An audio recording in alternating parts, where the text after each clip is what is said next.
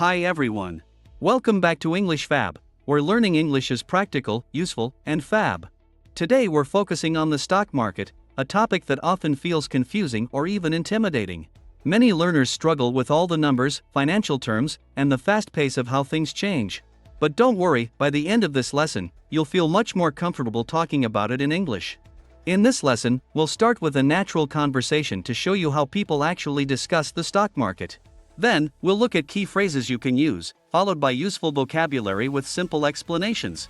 Finally, we'll share practical tips to help you express yourself with more confidence when talking about investing and finance. Are you ready?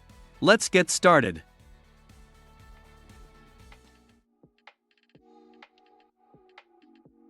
Wow, those numbers are moving so fast.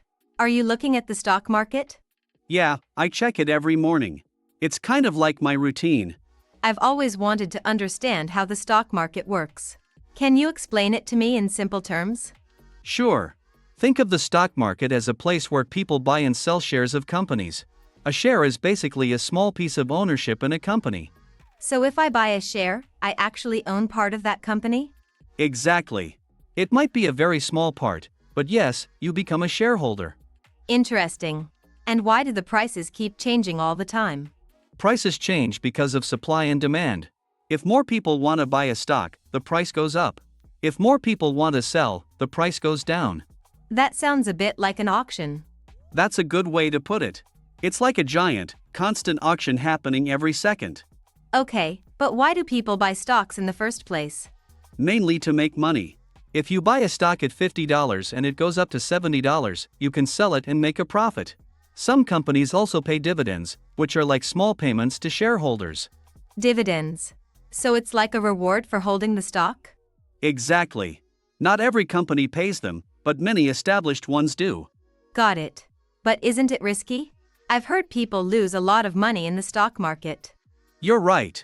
It is risky because stock prices can drop.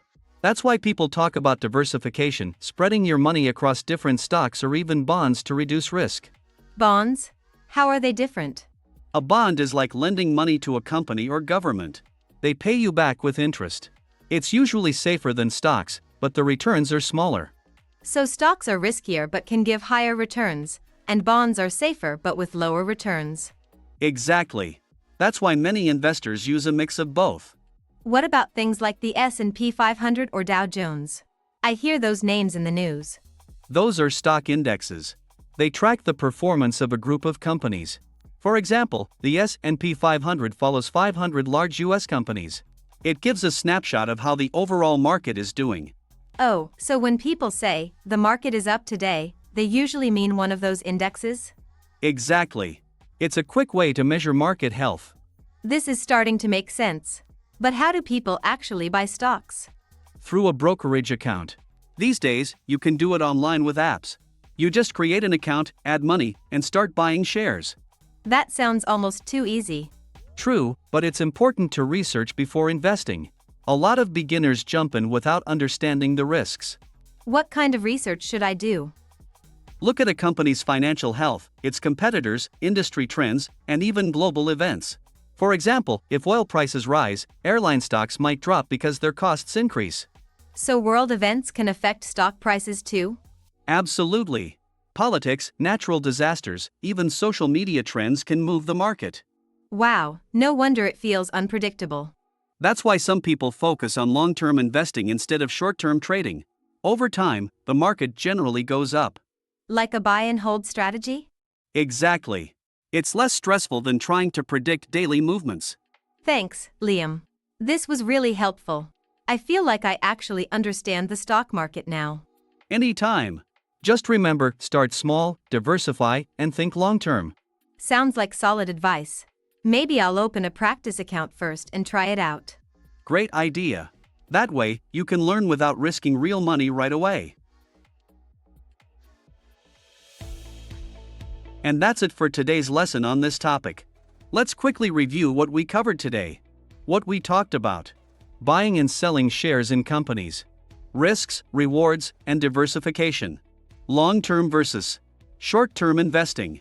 Key phrases: think of the stock market as a place where people buy and sell shares of companies. A share is basically a small piece of ownership in a company. If you buy a stock at $50 and it goes up to $70, you can sell it and make a profit. It is risky because stock prices can drop.